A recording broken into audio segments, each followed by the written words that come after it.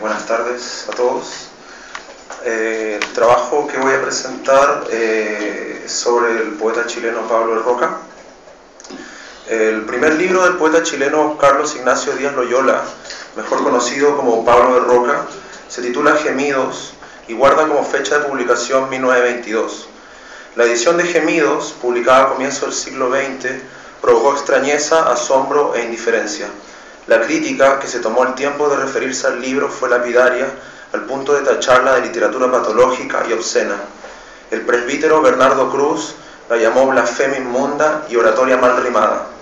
El crítico Raúl Silva Castro, en su libro Panoramas, señala: se puede advertir la sustancial vulgaridad de sus expresiones y la exageración de mal gusto y la retórica puerilmente conducida hasta el ofuscamiento del lector. Curiosa resulta una temprana defensa de un joven Neruda que luego, por circunstancias literarias y políticas, se vería duramente distanciado con de Roca. Neruda se refiere a Gemidos en los siguientes términos: hombre que grita, que gime, que aúlla. Esa es la superficie de los gemidos. Más adentro, libres ya las palabras de los alaridos y de las blasfemias, sentimos un amador de la vida y de las vidas, azotado por la furia del tiempo, por los límites de las cosas, corroído hasta la médula por la voluntad de querer y por la horrible tristeza de conocer, quizá un continuador del coro trágico. Aquí Neruda acierta, pues en los poemas de Gemidos, libro madurado entre 1916 y 1922, reconocemos parte de la formación religiosa y la lectura febril que hiciese de la Biblia Pablo de Roca en el Seminario Conciliar de San Pelayo, del cual fue expulsado en 1911 por su acercamiento a códices blasfematorios, una vertiente pagana alimentada por las páginas de Voltaire, Rabelais y la voz de poetas románticos europeos, además de los filósofos voluntaristas alemanes que tanto influyeron en su cosmovisión. También podemos captar de manera prominente las ideas anarquistas que se expanden en sus versos, dedicados sobre todo a la crítica antiimperialista y al tema social. Y es en ese último apartado, el social, en que no podemos obviar como elemento gravitante de la educación sentimental de Pablo de Roca su larga convivencia y cercanía con el campo chileno y sus tipos humanos. En la fabulación rockiana vemos el mundo rural como una mitología mundana de figuras heroicas, a veces satanizadas, sufridas y abnegadas, pero siempre epónimas, fundadoras de una identidad, de un accionar con el cual el autor comulga en un sentido whitmaniano. De Roca asume el rol de un gigante patriarcal bíblico y cósmico, y esto se aprecia transversalmente en la obra en estudio Los Gemidos, y con especial énfasis en los cantos primero y segundo del poemario, titulados respectivamente Balada de Pablo de Roca y Epitafio en la tumba de Juan el Carpintero. Cito del Epitafio en la tumba de Juan el Carpintero el siguiente fragmento: las sencillas gentes honestas del pueblo veíanle al atardecer explicando a sus hijos el valor funeral de las cosas del mundo. Anochecido ya, cantaba ingenuamente junto a la tumba del Rorro, un olor a virutas de álamo, a quillay, maqui, litre, boldo y peumos geniales perfumaban el ambiente rústico de la casa. Su mujer sonreía, no claudicó jamás, y así fue su existencia. El pesimismo histórico conduce al yo poético a asumir las contradicciones fundamentales del vivir actual como parte de una condición degradada: lo urbano en oposición a lo rural, el héroe como opuesto a la masa, la naturaleza opuesta a la técnica, el individuo opuesto a lo social y la vida como opuesta a la muerte. Desde el yo poético y su temple dolorido se pueden ordenar las significaciones de los gemidos en núcleos de sentido que se desarrollan de una manera multifacética y discontinua, a partir de estados de ánimo o de enumeraciones caóticas que hacen difícil su tabulación semántica. Pablo Acevedo, en su artículo El embrión cósmico de Pablo de Roca, señala: frente a un universo grotesco, finito, mal construido, el ego poeticum se presenta como hombre ataúd, mortalidad, en una entonación mágica y oscura de resonancias enigmáticamente perturbadoras o caóticas. Danza oscura, canciones degolladas, lluvioso, horrores, bestia ruidosa, catedrales hundidas, lúgubre, abismos, trágico y capa raída, en torno a una alterada transposición profesional, automovilista, tallador, bailarín y vendedor. Esa idea panteísta de valorizar el cuerpo y al hombre bombardeado por la máquina y en constante pugna con sus raíces universales es lo que dinamiza la furia del hablante frente a un mundo artificial de relaciones tipográficas, frío y a la moda. En el poema Edison, La vida práctica, parte del canto a Yanquilandia, el hablante creado por Pablo de Roca acribilla los principios tecnocráticos de relacionalidad que rigen a la cultura americana a principios del siglo XX, mismos que se proyectan hasta nuestros días como una ideología empresarial de consumo y control.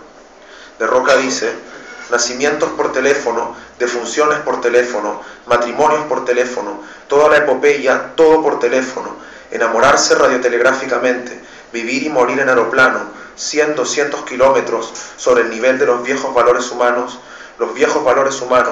existir a máquina, conocer a máquina, recordar a máquina, ver a máquina, el espectáculo gris de los ángulos.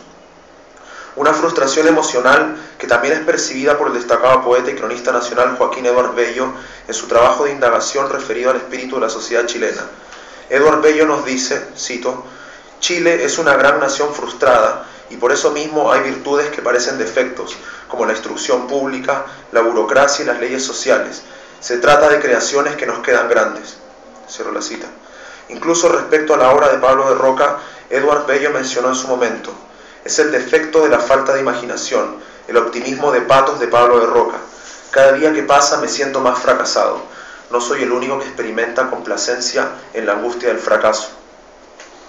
Podemos apreciar en la poesía roquiana este sentimiento de fracaso y contradicción bullente en todas las dimensiones del hombre, desde el nacimiento a la muerte, sus valores, lo más abstracto de su ser hasta las actividades primarias, el laburo y la economía, la epopeya completa de existir y las principales instituciones de una comunidad, el matrimonio y el ejercicio básico de los sentidos, están atravesados por adjetivos que reflejan una visión sistematizada y atomizante del ser humano y su comunicación, un culto a lo feo.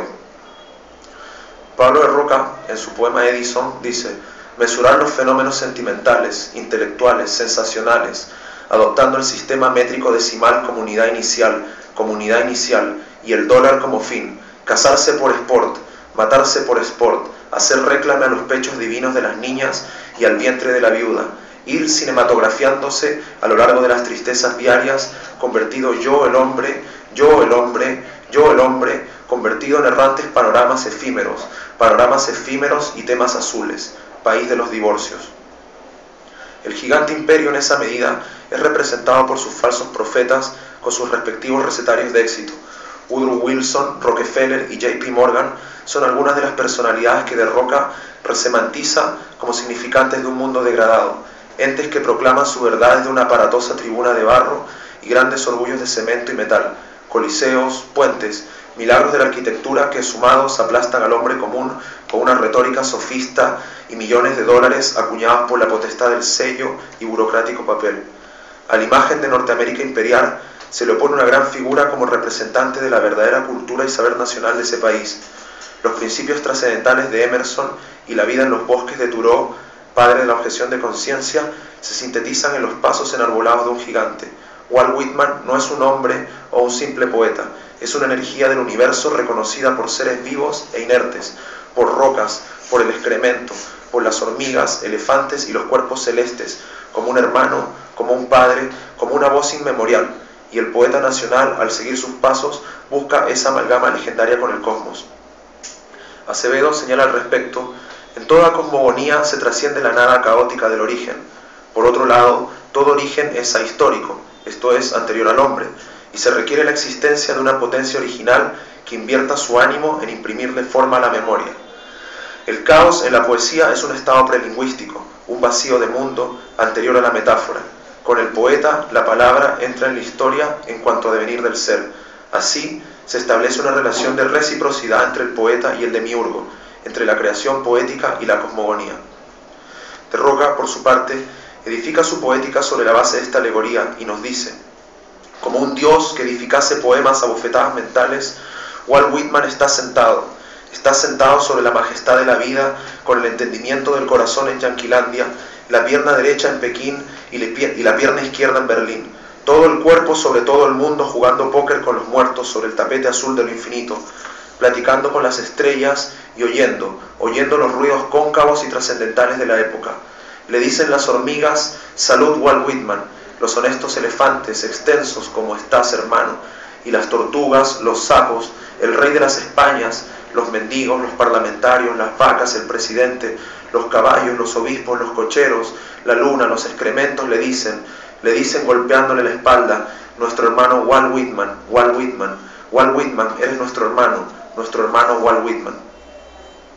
En el plano interno de la poesía rockiana podemos indicar que el hablante se expresa, como ya señalé, a través de estados de ánimo, pero estos estados de ánimo nunca se objetivan totalmente, sino que permanecen como parte de una vivencia del universo que se transparenta en sensaciones: comer, beber, sentir, querer, odiar. De esta forma el lector puede apreciar desde el canto un tono vitalista rockiano que paradójicamente exalta el fatalismo, la derrota y a ese espíritu contradictorio del pueblo chileno, pueblo aguerrido, tosudo y al que le resulta tan asimilable la destrucción de la naturaleza que le rodea.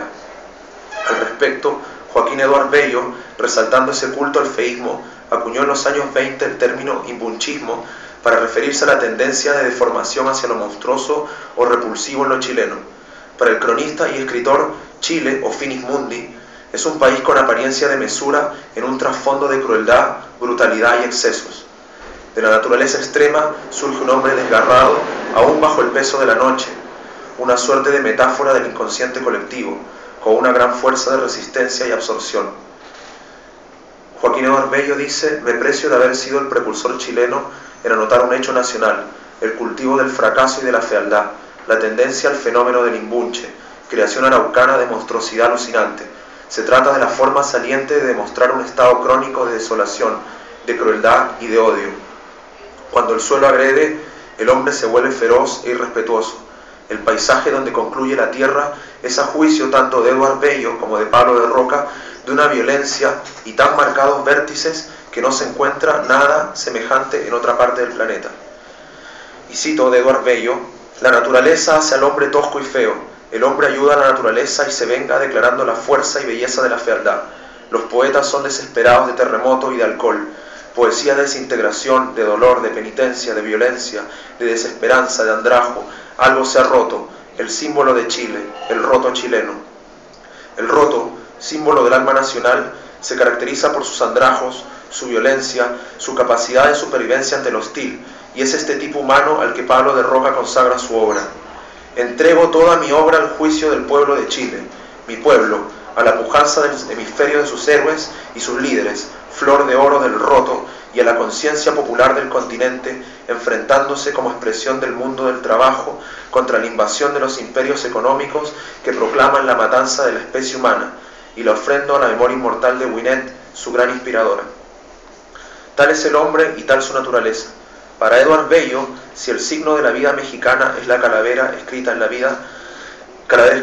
vida popular chilena es el imbunche, esto es la deformación hacia lo monstruoso o lo repulsivo, y el origen o símbolo del culto a lo feo está en el imbunchismo, una concepción llena de ironía, cuyo origen radica en un mito o leyenda mapuche. La creación máxima de nuestro indio consistió en el imbunche, monstruo humano prefabricado mediante violencias sádicas. La fuerza monstruosa de la idea del imbunche se plasmó en la cara de sus autores.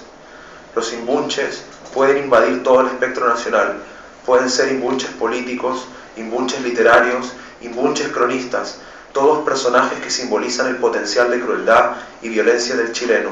Son monstruos aparentemente indefensos, repletos de miedo, debilidad y desamparo, pero que poseen en su hermético interior algo oculto y que no pueden manifestar. Puede ser algo terriblemente poderoso como la lava que descansa bajo el volcán aparentemente apagado. El imbunche es un ser desesperadamente excluido de sus propias fantasías, o sea, un ser frustrado. El imbunchismo más feroz lo encontramos al interior de los gemidos, detallado en la poética del corpus denominado ciudad, pues para Pablo de Roca una de las consignas vitales era: la batalla de la vida va perdida desde la cuna, sin embargo lo heroico es ganarla. Y en esa lucha de ideas, en esa dialéctica de la poesía como arma y hogar, como cuna y tumba, en la cual se gestan juicios contradictorios y severos hacia la universalidad humana en su plenitud. Por tanto, los líderes y los espacios de desarrollo de una comunidad no son la excepción. Los presidentes y empresarios, los juristas y los maestros, los grandes capitales por entero, son grandes moles sustentadas por una filosofía bursátil y carnívora. De los tribunales, Pablo de Roca nos dice: todo el cebo, todo el cebo del mundo y la hediondez azul de la justicia,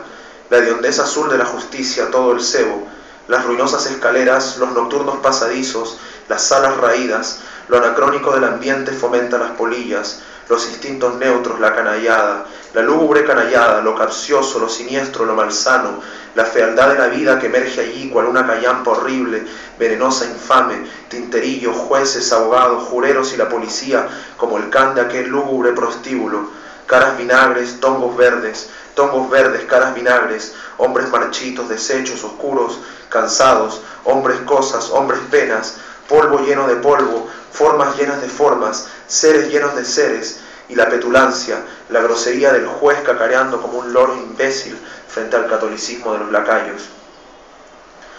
Bueno, para terminar, la obra del poeta podemos calificarla a grandes rasgos como un trabajo post-vanguardista, pese a que contextualmente su labor escritural se halla inmerso en el boom y la decadencia de los sismos. En sus páginas lo que brilla con preeminencia es el uso de recursos antipoéticos, híbridos e hiperbólicos que se debaten entre una visión mítica totalizadora y metafísica de la realidad, del ser como parte del todo universal y en esa medida como conciencia comunicante del cosmos a través del lenguaje. Su canto poético, constituido por una intertextualidad mesiánica y parabólica con el Génesis y otras figuras como el culto digámico a Dionisio, se dibuja ambivalente y contradictoria por su razón descreída, fatal, al tanto de su precariedad y el dolor de enfrentar el fracaso como una irreductible posibilidad, lo cual nutre su expresión con elementos grotescos, carnavalescos, de glotonería y escatología, rompiendo con una concepción unilateral de belleza y lirismo, optando por el balbuceo, la fragmentación y una vertiente erosionada de la palabra como prosa que revela en su fluir ideas conectadas por la reiteración, la disparidad de voces que se van superponiendo como un gran muro profético y expresivo que hace de lo popular un universo y de lo cósmico un sentir y proceder. Y bueno, para terminar, me gustaría citar un último fragmento de Edward Bello sobre el imbunche, que dice: me digo no pocas veces, la industria gangrenosa y cadavérica de los antepasados brujos ha sido lo suficientemente enérgica para perdurar, modificada en el medio moderno. El espíritu de destrucción, la jactancia por la fealdad personal y el aparente desprecio ante ciertas formas de belleza humana emparentadas están con la brujería y fealdad nativas. Hay brujos fabricantes de imbunches disfrazados de personas modernas, juegan al cacho y hasta escriben en los diarios, viajan y llevan portadocumentos. Cuidado. Gracias.